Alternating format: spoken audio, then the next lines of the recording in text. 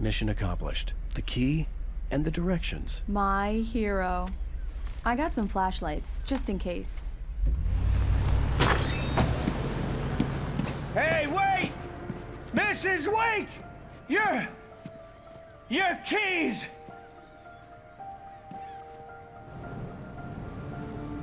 That diner was a real nut house.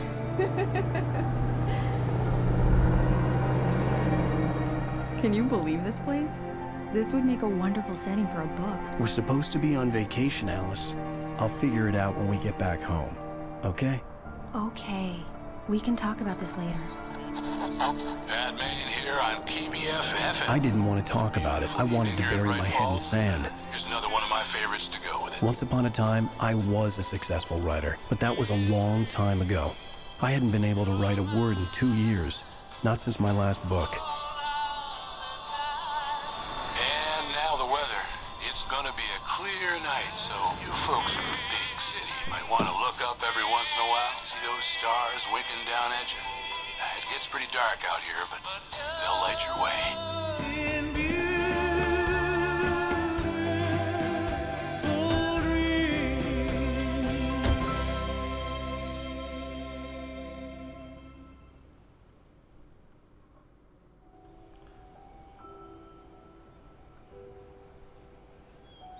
Wow. It's gorgeous, Alan. It's something, all right. Don't worry, honey. I'll get you inside safe and sound before it gets dark. And I've got the flashlight. I know. I'm okay. Alice had a phobia. The fear of darkness. I wanted to make sure we were inside with the lights on before sunset. Hello, my name's Lee Sutton and welcome back to the walkthrough on... Are you sure you read the Wake. directions right? It's nothing like in the brochure. It said near the lake, not on it. Don't get me wrong. This is so much better. It's wonderful. Our own private island.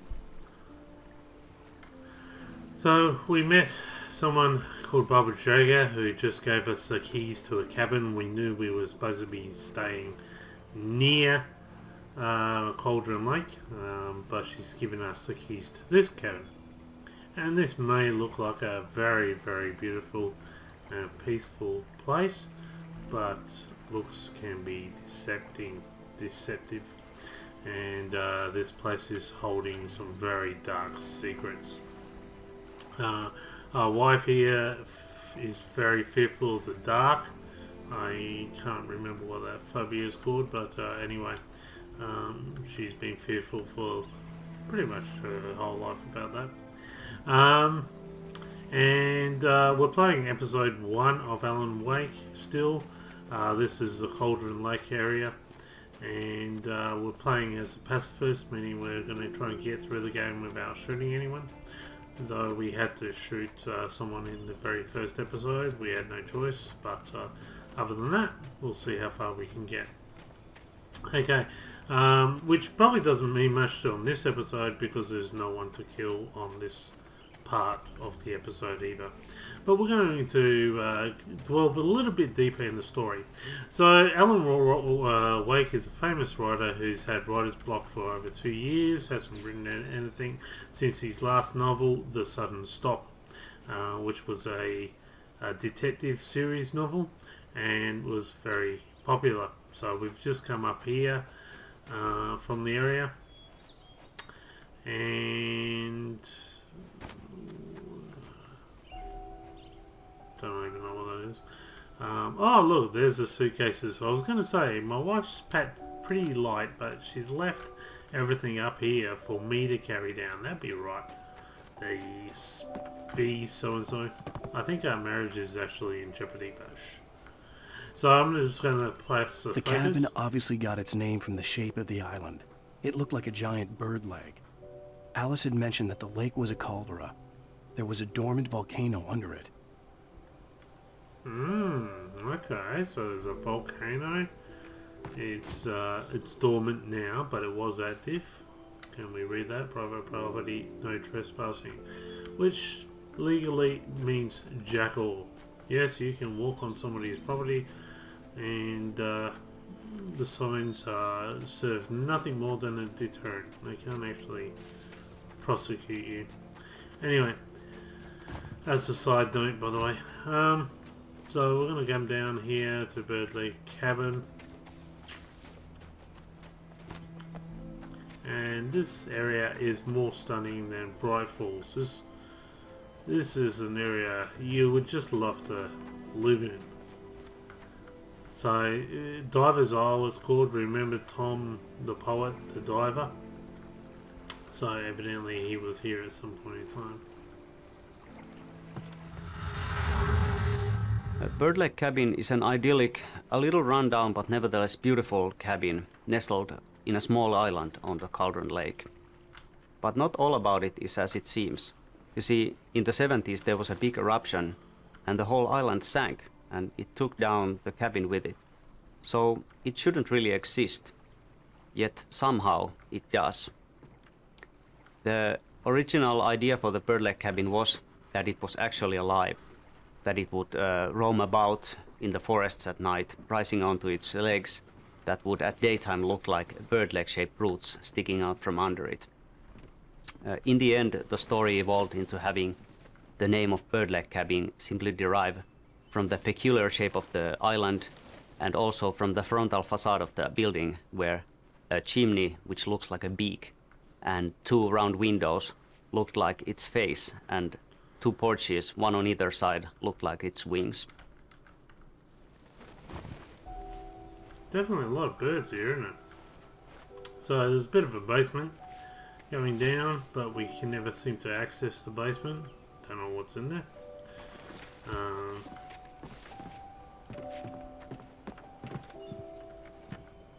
Okay.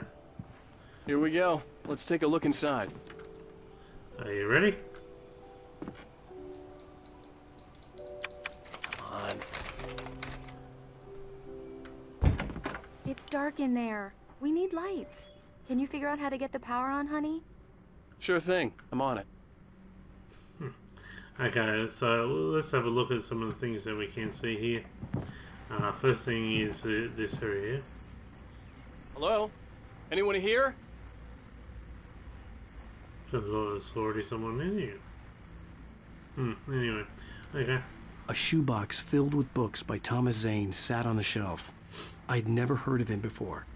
Okay, so Thomas Zane, The Labyrinth of Me, The Temple of Shadow and Mist, In Her Dreams to Prevail. Especially that title, In Her Dreams to Prevail, Kept from Sleep. Some interesting titles there. Now, they are very important, especially later on when we find out a big secret here. I don't think there's anything that you can really do here. There's usually a coffee thermos somewhere around there. Static is a radio, but it's alright, we'll play that in. One of these doors would probably lead to the basement. If they ever make Alan Wake 2, I'd love to go to the basement. Just hint. The cabin looked like a time capsule from the 60s, or even earlier. Okay, and it's actually 1970, so not the 60s. That's the last time that it looks like anyone was here. Now this is one of the paintings that probably looks a little bit like a painting that's later on in episode 5. Okay, there's nothing on this side, so let's go through here. So for a moment, the oppressive feel of the nightmare I had seen on the ferry returned.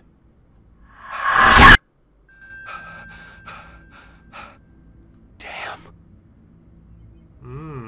That's not good.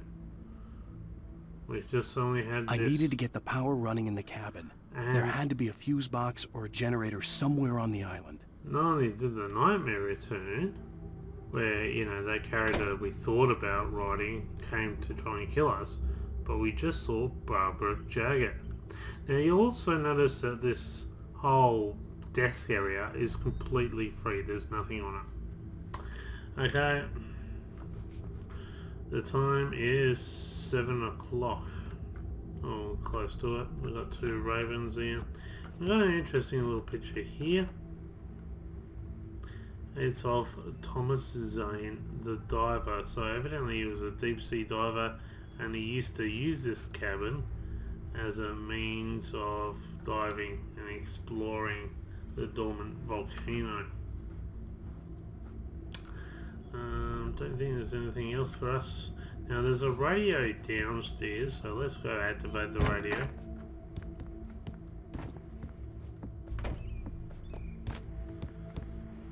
And I really love this part. This part was, hey, kick off, come on.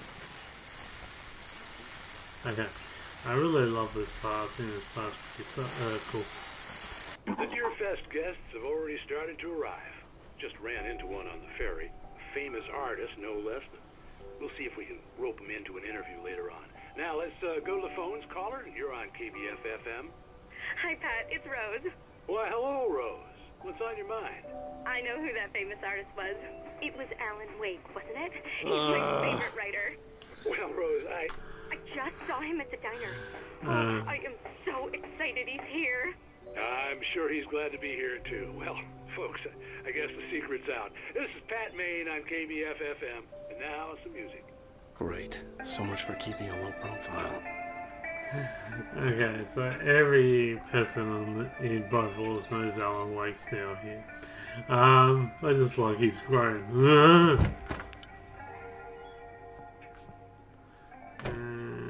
The power cable goes to that shed over there. Is that time different? I think that time's different for some reason. Oh, that kind of looks like the fish that either the singing trout or kind of looks like the fish that was in that picture. Okay, so she's telling us where to go next. But before we do that, let's examine this log here. The island had once been the site for a love story. Maybe it would be that again. There's probably a fuse box or a generator in the shed. Okay, now I don't know if you can see that all that clearly, but it actually says TZ for BJ. So Thomas Zane for Barbara Jagger. Interesting. So you had the deep sea diver that was, you know, full of light, known as Thomas Zane, and you have Barbara Jagger, who seems to be full of darkness, and at one point they were together. So we'll have a look later on. An old generator had been connected to the power cable. Okay, so this is important mechanics, especially if you intend to try and get through the game without shooting anything. You need to know how to activate those generators really fast.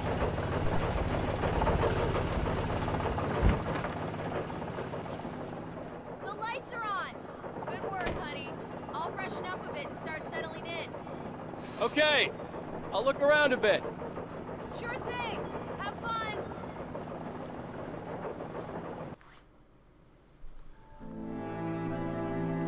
It was a beautiful place. I told myself I could rest here, sleep here, and forget about my work.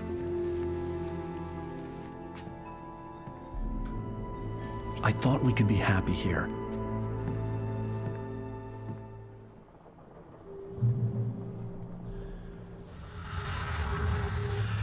We spend a lot of time talking about Alice in the game, but we don't actually see all that much of her because she disappears. That's why it was very important for us to establish her as a major force in Wake's life in the very beginning of the game. Their relationship is very interesting because Alice is actually a lot smarter and stronger than Wake is. She's capable of manipulating him and is quite willing to do so if need be. That's how they end up at Cauldron Lake in the first place. But what she does out of love. She really just wants to help him. And he does need all that help because he kind of falls apart without her. She's a lot stronger than that. She could survive without him, but I'm not sure if Wake could ever live without Alice. Okay, interesting. So she's now going to disappear. Ouch.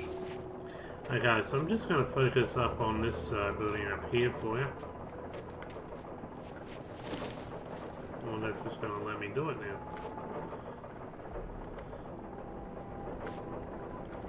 For some reason it's not letting me do it. Oh yeah, there we go. Alice had told me about Cauldron Lake Lodge.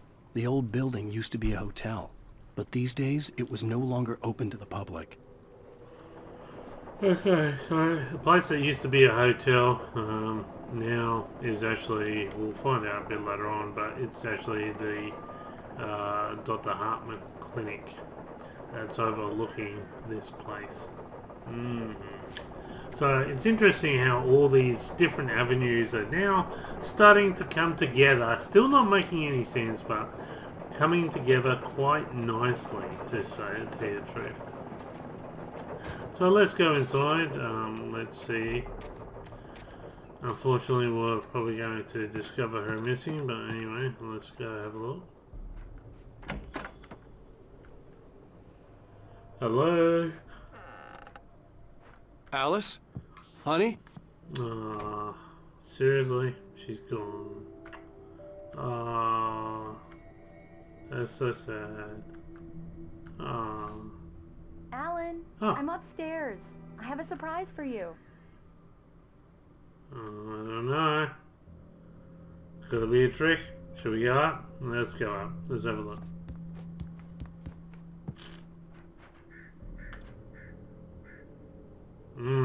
Okay. Her pants are on the banister. That's not... That looks interesting. And... Oh, good grief. What are you doing? Hello there. There's kids playing. I'm not the surprise. It's in the study. Go put some Take a clothes look. on. Cover yourself in the Okay. newspaper. That's it. I turn my eyes. You're too bright. Light keeps you safe, but those legs are too bright. Okay.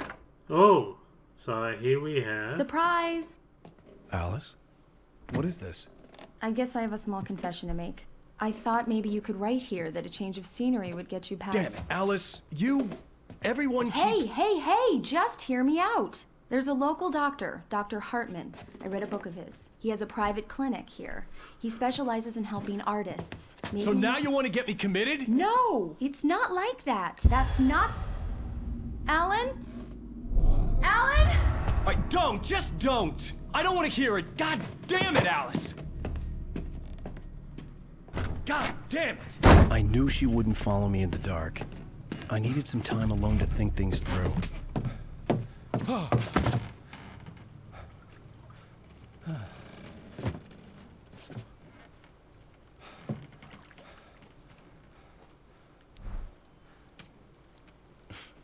Damn it.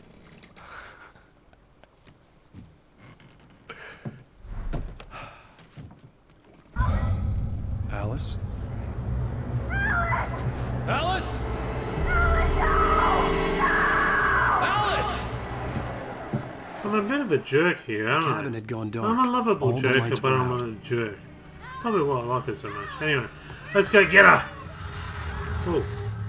Alan Wake has a lot of problems. His marriage is failing, he's suffering from the results of extremely poor impulse control, and frankly, the guy is a bit of a dick. He's not a bad writer, he's definitely a decent one, and obviously he's been very successful, but you know, it's probably not a coincidence that the moment he sets out to write this really good novel, he's not actually capable of even starting it. He's been disintegrating for a good while now, you know, too many parties, too much self-pity. He's just really not handling the situation well at all, and it doesn't help at all that he's using Alice as his muse without realizing that this actually places a great deal of pressure on her, because it kind of makes her responsible for his success as a writer, which is very unfair. Wake is definitely a flawed character, but I think he kind of grows on you. We wanted to avoid the video game stereotype. He's a writer, not a space marine. And it's kind of ironic, I think, that he really stands out from the crowd just by being pretty ordinary. Yep, I agree. Okay, so let's run in. So with the birds, you don't really need to spend any time with the birds. You can just run over them, run past them. Sorry, run over them. No, yeah, by all means, run over them if you can. But shining your light will kill them anyway, so don't waste your course. You haven't got a gun anyway at the moment. But this principle applies for all birds, regardless how many times you see them in the game. You don't need to Alice? the birds. Alice?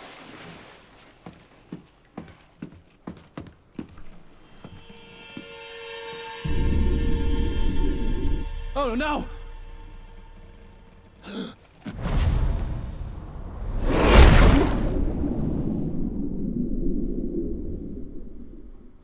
Keep going. Wake up. Alice?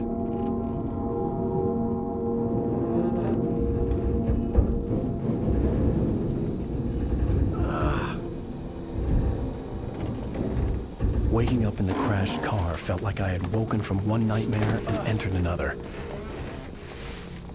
I couldn't remember how I got there. All I knew was that something terrible had happened to Alice. The phone was dead. I'd have to find help on foot. Now, are things getting weird for you or what yet? You know? I mean, 1 minute we're diving into Cauldron Lake in order to save our wife who has fallen in or something, and now, next minute, we wake up in a car accident with no memory on how we got here. So, things are just weird with a capital W. Anyway, I'm going to leave it there. So that was Cauldron Lake, and join me next time as we go through the harder parts of being a pacifist. See you next time.